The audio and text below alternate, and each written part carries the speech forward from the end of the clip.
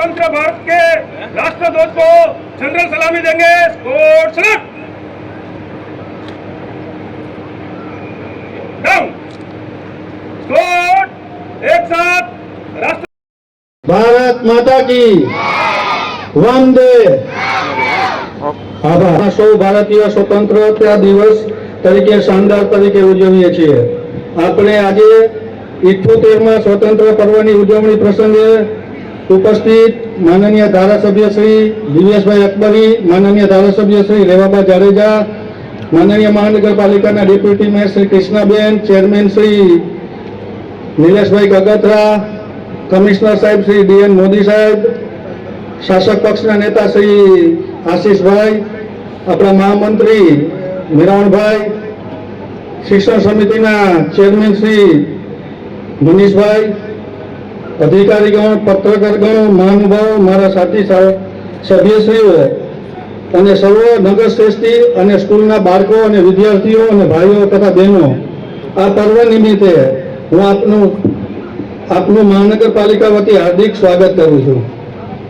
આજે આપણા કરી છીએ તેના ઇતિહાસ અને શહીદો તેમજ સ્વતંત્ર સેનાનીઓને દેશ માટે પોતાના પ્રાણની આહુતિ આપી છે। તે આપણા દેશને ગુલામીમાંથી આઝાદી મેળવી અને આવનાર ભવિષ્યને અનેક વિધિ પડકારો સાથે થઈ રહેલું પડશે। આજના સ્વતંત્ર પર્વ નિમિત્તે દેશ માટે શહીદ થયેલા મહાત્મા ગાંધીજી, વીર ભગતસિંહ, સુભાષચંદ્ર બોઝ, સરદાર વલ્લભભાઈ પટેલ, ચંદ્રશેખર આઝાદ, રાણી લક્ષ્મીબાઈ જેવા અનેક વીરોએ પોતાના દેશને આઝાદી આપવા માટે દેશ માટે પોતાના પ્રાણ ન્યોછાવર કરી આ સર્વે શહીદોને શહાદતને હું હૃદયથી વંદન કરું છું। શ્રી રોહિદાસ વિદ્યાલય ધોરણ પહેલામાં અભ્યાસ કરું છું। આજના કાર્યક્રમમાં ઉપસ્થિત સર્વ લોકોને મારા નમસ્કાર। આજના પાવન પ્રસંગે હું ભારતની બેટી સ્વરા, રાષ્ટ્રની એકતા, રાષ્ટ્ર ભાવના અને રાષ્ટ્ર વિકાસ ઉપર મારા વિચારો રજૂ કરું છું, જે તમે શાંતિથી સાંભળશો તે મારી નમ્ર વિનંતી। એક કહેવત છે કે માતા અને માતૃભૂમિ સ્વર્ગથી પણ મહાન છે। એક કહેવત છે કે માતા અને માતૃભૂમિ સ્વર્ગથી પણ મહાન છે। એ માતૃભૂમિની આઝાદી અને રક્ષણ માટે આપણા દેશના અસંખ્ય વીર પુત્રોએ બલિદાનો આપ્યા છે। असंख्य वीर पुत्रों ने बलिदानो आप्या छे। तुम मुझे खून दो मैं तुम्हें आजादी दूंगा, तुम मुझे खून दो मैं तुम्हें आजादी दूंगा जेवी राष्ट्र भावनाना जनक नेताजी सुभाषचंद्र बोस ने मारा नमस्कार छे, मारा नमस्कार छे। જ્યારે લોહી પરસેવો બનીને વહે છે ને ત્યારે નવું સર્જન થાય છે। જ્યારે લોહી પરસેવો બનીને વહે છે ને ત્યારે નવું સર્જન થાય છે। ભારતની આઝાદી માટે આપણા વીર ક્રાંતિકારીએ હસતા હસતા પોતાનું લોહી વહાવી નવા ભારતનો પાયો નાખ્યો હતો। હસતા હસતા પોતાનું લોહી વહાવી નવા ભારતનો પાયો નાખ્યો હતો।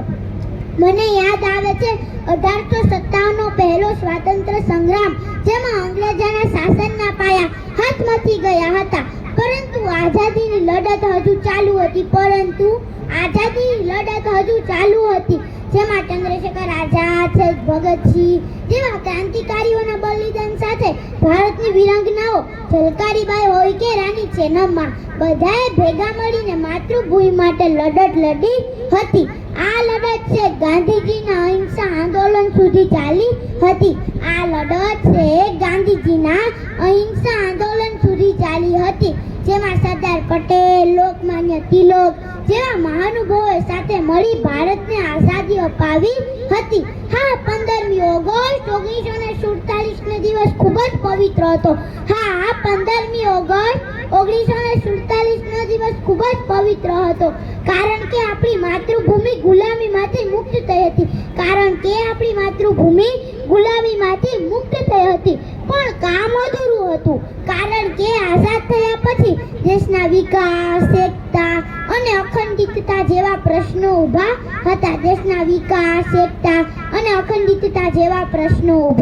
હતા। ભારત આઝાદ થયું ત્યારે 562 રજવાડા હતા। તેમને ભારતમાં ભેળવી સરદાર પટેલે અખંડ ભારતનું નિર્માણ કર્યું. કોઈ પણ દેશ કે સમાજ નીતિ નિયમ વગર ચાલી શકે નહીં. કોઈ પણ દેશ કે સમાજ નીતિ નિયમ વગર ચાલી શકે નહીં. એવું અઘરું કામ ડોક્ટર બાબા સાહેબ આંબેડકરે બંધારણ બનાવીને પૂરું કર્યું. એવું અઘરું કામ ડોક્ટર બાબા સાહેબ આંબેડકરે બંધારણ બનાવીને પૂરું કર્યું, જે આવતી મોટી લોકશાહી અને એકતા પૂરી પાડવાનું ઉત્તમ ઉદાહરણ છે. છતાં પણ હજી આપણે ધર્મ જાતિના નામે લોકોમાં ભેદ કરીએ છીએ. છતાં પણ આપણે ધર્મ જાતિના નામે લોકોમાં ભેદ કરીએ છીએ. દેશના વિકાસ માટે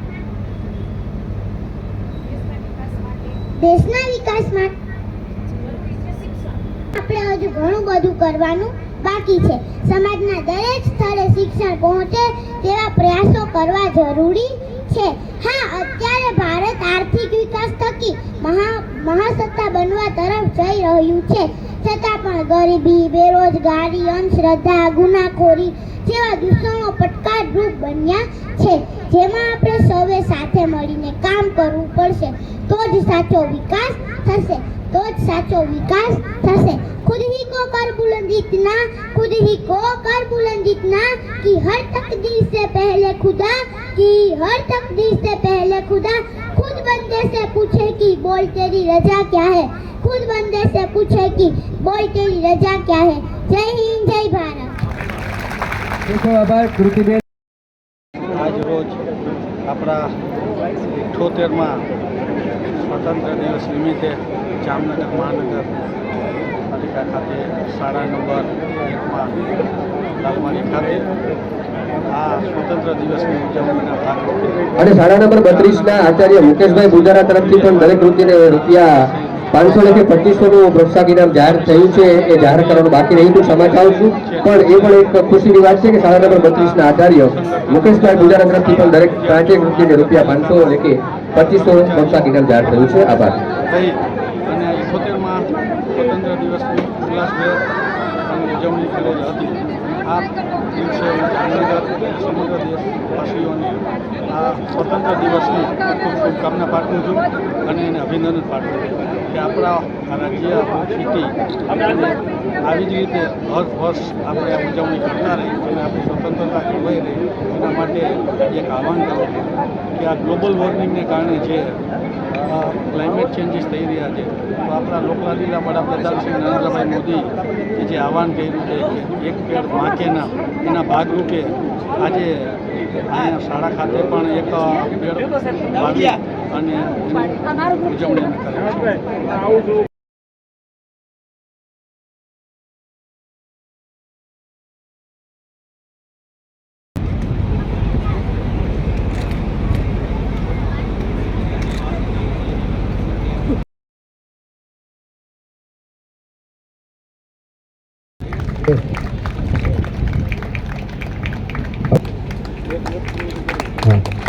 ખૂબ ખૂબ આભાર. ત્યારબાદ મ્યુનિસિપલ સભ્ય શ્રી પાર્થભાઈ જેઠવા પધારશે. કલ્પનાથી આ મનોદિવ્યાંગ ખેલાડીને બતાવીશું. ત્યારબાદ મ્યુનિસિપલ શ્રીને વિનંતી કરીશ કે તેઓ કણઝારિયા કાંતાબેનને કે જે બોલ થ્રોમાં સિલ્વર મેડલ. હવે સંચાણિયા દીપકભાઈ પ્રવીણચંદ્ર પધારે. મ્યુનિસિપલ સભ્ય શ્રી. હવે રાતડિયા જયદીપભાઈ રમેશભાઈ આવા. અને હજુ એવા બીજા ડબલ વિજેતા છે તે મહાનુભાવો સામેથી ચાલીને આવે છે. જોરદાર તાળીઓ થઈ જાય. ત્યારબાદ ઓઝા પુનિતભાઈ નવીનભાઈ સિલ્વર વિજેતા. અને હવે હું વિનંતી કરું છું સ્ટેન્ડિંગ કમિટી ચેરમેન શ્રી નિલેશભાઈ વિજેતા 53 ગુણ સાથે શાળા નંબર 55. હું વિનંતી. ત્યાર પછી ત્રીજા ક્રમે છે કુરંગિયા સંતલા દેવેનભાઈ. હું મને ડેપ્યુટી મેયરશ્રીને વિનંતી કરીશ.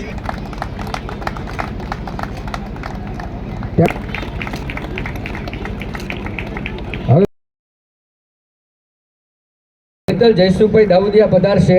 ત્યારબાદ જયેશભાઈ આલાભાઈ પરમારો વિનંતી કરીશ કરશે.